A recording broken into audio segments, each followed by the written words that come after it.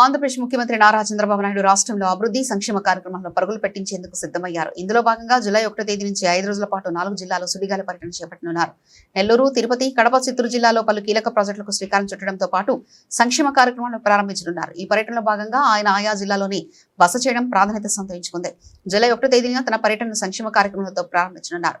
పేదల సేవలో కార్యక్రమంలో భాగంగా నెల్లూరు జిల్లా చిల్లకూరు మండలంలో పెంచిన పెన్షన్ల పంపిణీ కార్యక్రమంలో ఆయన పాల్గొంటారు.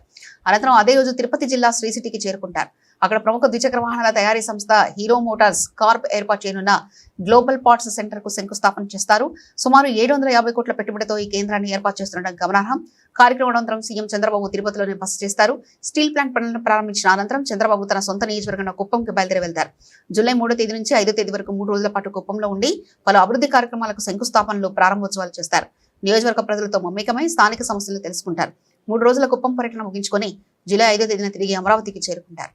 ఈ 5 రోజుల పర్యటన ద్వారా ఒకేసారి సంక్షేమం, పారిశ్రామిక అభివృద్ధి, నియోజకవర్గ సమస్యలపై ప్రభుత్వం దృష్టి సారించినట్లు స్పష్టం.